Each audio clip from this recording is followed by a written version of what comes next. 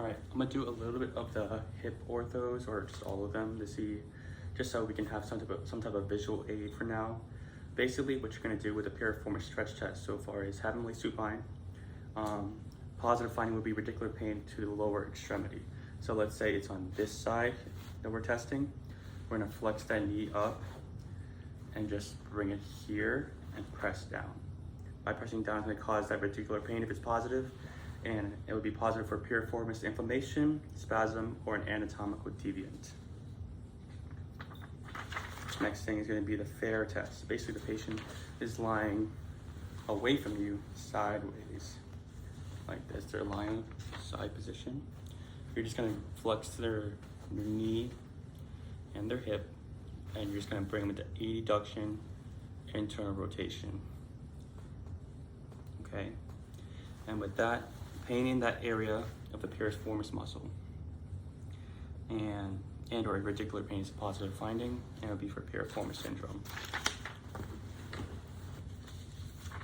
Leg length discrepancy. So basically, for this one, it's going to be findings for true or apparent indiscrepancy. And with this, you're going to be measuring them on supine position, one from the umbilicus to the medial malleoli of each side, and one from the ASIS of each side. So what you're trying to find is anything greater than 2 centimeters on one or the other side. So measuring from the ASIS to the medial malleoli is for a true / structural indiscrepancy, while as measuring from the umbilicus is an apparent / functional version, okay? You don't really have to fully go into depth on this when I had this on the OSCE, so just state greater than 2 centimeters, line the marks, and you could. So again, ASIS to medial malleoli is true / structural. Umbilicus to the medial malleoli are functional / apparent. Now, next is Alice Galezi sign. Basically here, have the patient lay supine, flex their knees to here, and make sure the feet are basically just in line with each other. You're gonna look from the side, like here, as well as forward from the foot of the table towards the patient. Basically, you're just looking for any height differences. If one is lower than the other, then you would say it's either between the difference of like a femoral indifference or a tibial indifference. So that would be a femoral or tibial length indiscrepancy right there. A Bear's test. Okay, so the patient's lying on their side again. They're like this. And this is positive for IT band contracture or TFL contracture. So you just say TFL and or IT band contracture. Positive finding is thigh remains elevated when you do this. So basically, you're gonna bring them here. You're basically just gonna put your hand on this part of the hip, on the crest basically. You're gonna flex their leg a little bit, or flex their knee, and then bring them into abduction. Okay, so you abduct, extend a little bit too with it, and then you lower it. So again, if you see the thigh doesn't want to go back down and just stays up, that means it's tight, and then it's indicative for TFL or IT band contracture. So again, it's like this. Hand underneath here, go like this, and then raise it lower. Okay, Noble's compression test. So basically, you're gonna be on the other side here, and what you're gonna do is contact the adductor tubercle, lateral femoral condyle. So it'll be above the knee. So let's say around right here. And what you're gonna do is just flex that knee. Place the thumb on that lateral femoral condyle, and you're gonna flex and extend that knee. And basically any positive finding would be pain or snapping over the lateral femoral condyle. It would be a positive sign. And it's indicative for IT band friction syndrome, so like this.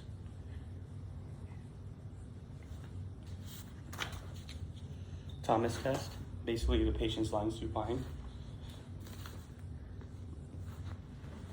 Okay.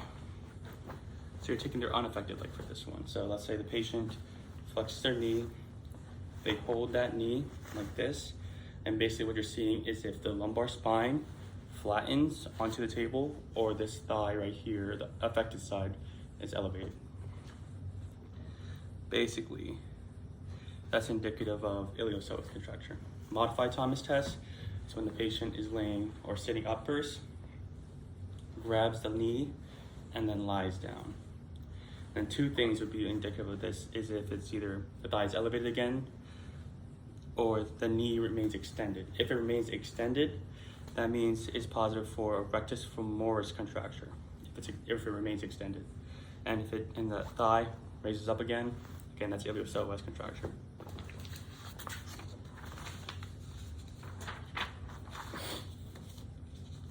Knuckles test. Patient is lying prone. And basically you're just taking that knee of the affected leg and just flex it towards that same side of where the pain is.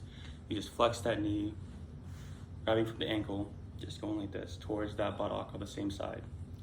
Basically, it's either pain in the lumbosacral area or the SI of that same side. So that would be the positive finding, and that was either due to a lumbosacral lesion or a sacroiliac lesion, depending on where that location is. If it's lumbosacral lesion. SI pain lesion. Okay. Ely sign / Healy heel to buttock test. Again, you're gonna flex that knee of the affected side and flex and bring it also towards the opposite buttock. By doing that, there'd be two things. You either have pain in the anterior pelvis, like around like here, or the anterior thigh. If there is pain on the anterior pelvis, that's indicative for lumbar radiculitis. And if it's anterior pelvis and anterior thigh pain, will be indicative of femoral neuritis. You gotta say both of them. Trendelenburg's test. So this one's a little funky, but can't show you on that. But like basically, you're gonna be holding the PSISs of each side while the patient's facing away from you. You tell them to lift their unaffected leg up and bring it down, or just hold it up here for a second. Basically, you're gonna see if it's positive, this side is gonna lower and this side's gonna raise, like this. This would be a positive finding when the unaffected side lowers and affected side raises because of a glute med weakness right there. So you can say it's indicative for coxopathology, abductor lesion / gluteus medius lesion. Pelvic obliquity, basically again, the patient's facing away from you and you're gonna be just feeling the PSISs and see if they're level. And then ask them to march in place. And then you're basically just gonna see if there's any asymmetry or restricted movement, and that'll be positive for pelvic inobliquity. Okay, so they're basically just doing this, and they're marching in place. And you just feel that difference.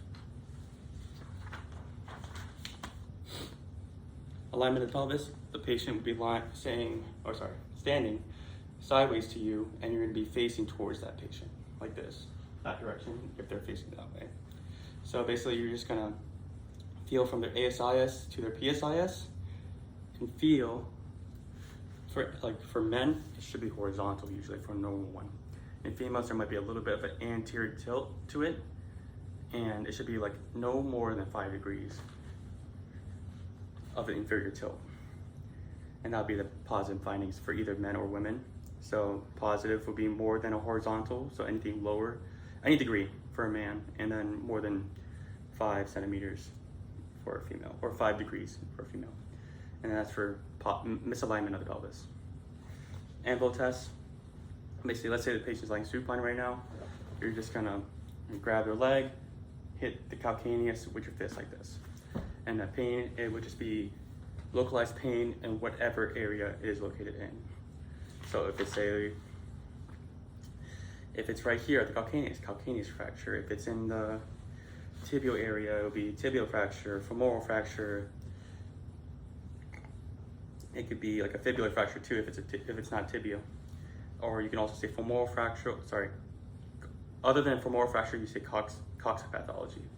So it could be, you gotta say all of them probably. Just gotta say like calcaneal fracture, tibial or fibular fracture, femoral fracture, or coccyx pathology.